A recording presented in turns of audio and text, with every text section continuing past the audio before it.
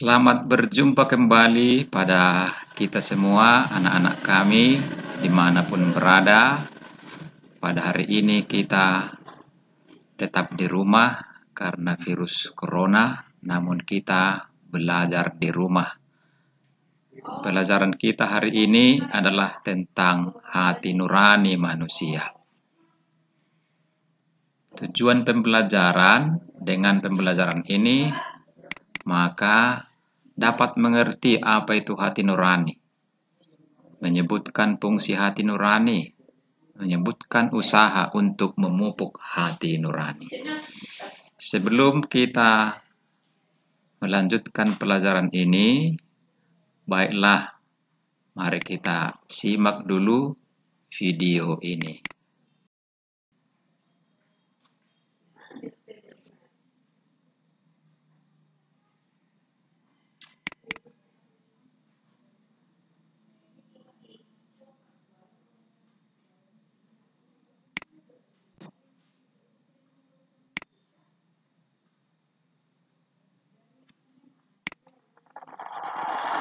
Telur asin lazimnya dibuat dari telur bebek, tapi hati-hati, sejumlah oknum menipu pembelinya dengan membuat telur asin dari telur ayam. Mereka biasanya memilih telur ayam yang bentuknya besar dan memolesnya dengan cat tembok agar serupa telur asin dari telur bebek. Telur asin palsu ini bahkan bisa dibuat hanya dalam 1 hari.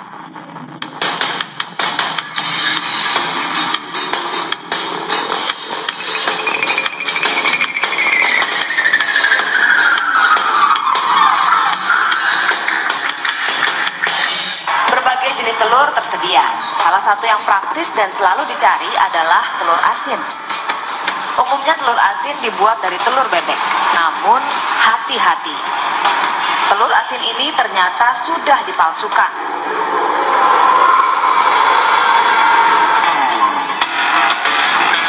Tim reportase investigasi menyelidiki keberadaan pembuatan telur asin palsu ini di sebuah kota di Jawa Tengah. Telur yang kami beli tampak mencurigakan. Di permukaannya terlihat bercak noda seperti cat yang luntur warnanya. Kami lalu mencoba mencari tahu tentang informasi pembuatan telur asin palsu ini dari pembuatnya. Sebut saja ia Budi. Ia mengaku sudah 5 tahun menjadi pembuat dan penjual telur asin. 3 tahun terakhir, Budi mencoba memalsukan telur asin buatannya. Ia membuatnya bukan menggunakan telur bebek, tapi telur ayam. Saat menjual, Budi akan menyebutnya sebagai telur asin dari telur bebek. Tujuannya tak lain mencari untung yang lebih besar. Awal mulanya kan untuk mencari bahan telur bebek yang asli, saya merasa kesulitan. Akhirnya saya mencoba-coba untuk merubah telur ayam negeri itu untuk...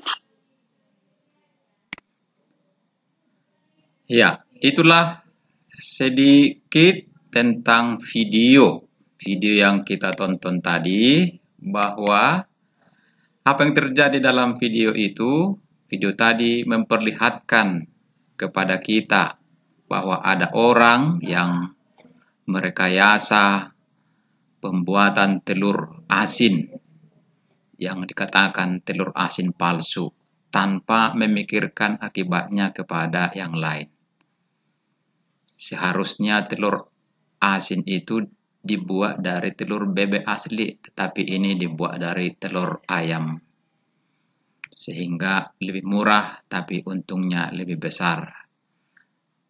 Mendapatkan untung yang besar dengan cara merekayasa yang akibat buruknya kepada yang lain. Orang yang melakukan itu adalah orang yang tidak mempunyai hati nurani. Hatinya sudah tumpul, sehingga hanya memikirkan dirinya sendiri.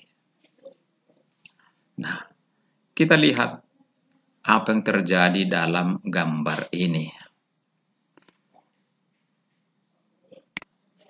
Gambar ini memperlihatkan kepada kita bahwa hati manusia yang sudah dikuasai oleh kegelapan, dikuasai oleh dosa yang dilambangkan dengan 7 binatang yang melambangkan 7 dosa pokok manusia.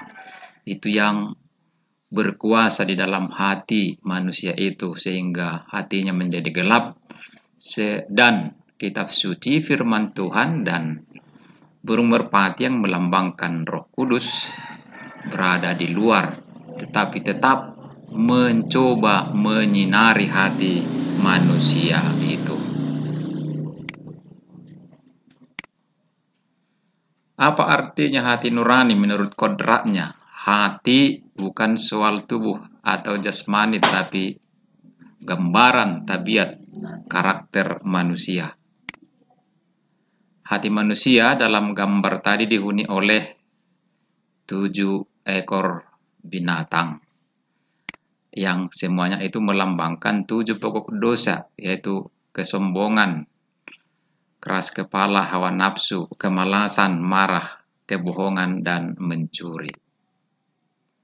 Kita lihat dosa pertama adalah kesombongan yang dilambangkan dengan burung merak.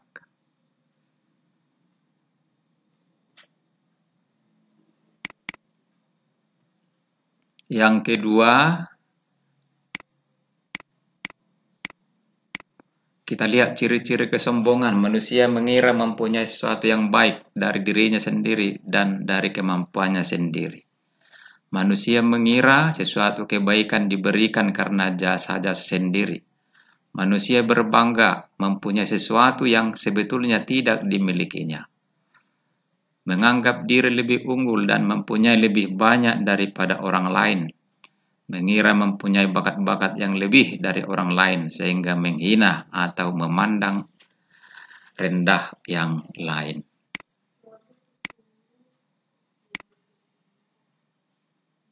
Dalam Yesaya 2 ayat 11 dikatakan bahwa manusia yang sombong akan direndahkan, yang angkuh akan ditundukkan, dan hanya Tuhan yang harus disebut.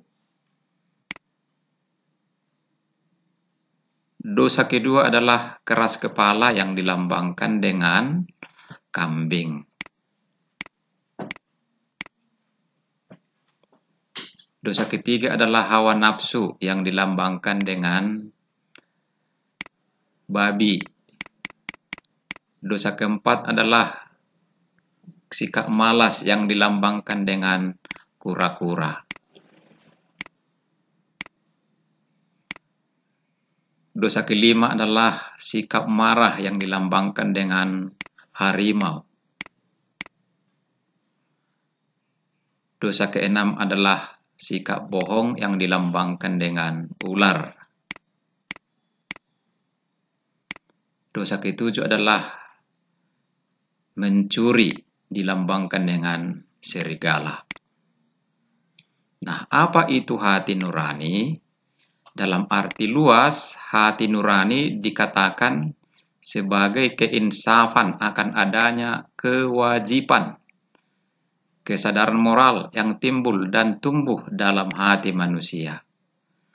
Sedangkan dalam arti sempit, hati nurani merupakan penerapan kesadaran moral dalam situasi konkret yang menilai suatu tindakan manusia atas baik buruknya.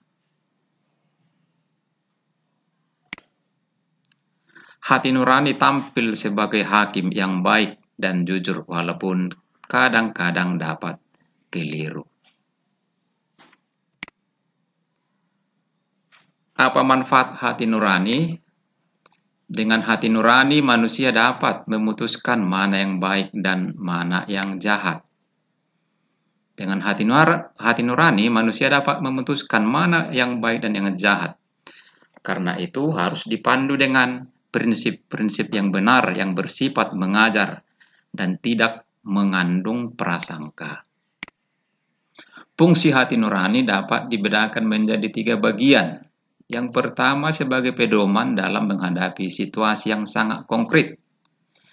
Kedua sebagai pengadilan atau seorang hakim dapat dikatakan maksudnya jika kita berbuat baik dan hati nurani kita memuji sehingga menyenangkan. Sedangkan yang ketiga menyadarkan diri. bahwa kita disadarkan harus mengikuti hati nurani kita. Bagaimana pandangan Konsili Vatikan kedua ajaran gereja tentang hati nurani? Dikatakan dalam Gaudium et Spes, artikel nomor 16, tidak jarang terjadi bahwa hati nurani keliru karena ketidaktahuan yang tak teratasi. Oleh karena itu, ia tidak kehilangan martabatnya.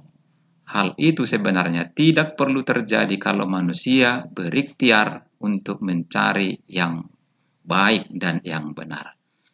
Itulah dikatakan dalam Konsili Vatikan kedua dalam Gaudium et Spes nomor 16 tentang hati nurani. Kesimpulannya dapat kita lihat. Yang pertama, hati nurani adalah merupakan kesadaran moral yang tumbuh dalam hati manusia. Maka dapat dikatakan suara hati itu adalah suara Tuhan sendiri. Hati nurani harus dipupuk dengan rajin berdoa dan baca kitab suci. Jika hati nurani kita dikuasai oleh firman Tuhan, oleh Allah sendiri, Roh Kudus yang berkarya, maka perbuatan yang jahat akan keluar dan jauh dari hidup kita.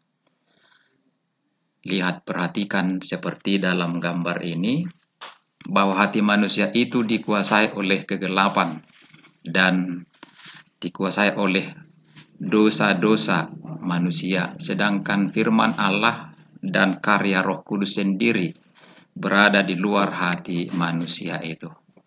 Bandingkan dengan gambar ini bahwa hati manusia itu dikuasai oleh firman Tuhan dan dikuasai oleh Roh Kudus, sehingga dosa-dosa itu menyingkir dari hati manusia.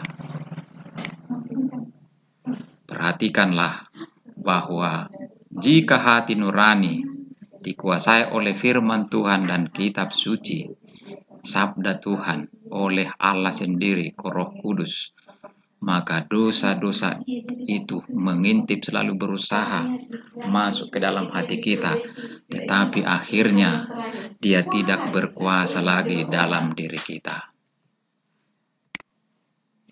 Nah, kendati kita dirasuki oleh 7 pokok dosa tadi, tapi kalau kita tetap membuka hati nurani kita dengan membaca firman Tuhan dan mendengarkan bisikan Roh Kudus, maka kejahatan dosa-dosa itu akan keluar dari hati kita.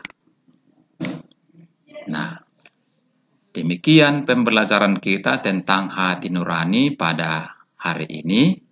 Tugasmu adalah tuliskan pengalamanmu ketika mengambil suatu keputusan berdasarkan hati nurani. Demikian pembelajaran kita. Semoga anak-anak kami dapat belajar di rumah dengan baik dan tenang dan dapat mengambil maknanya.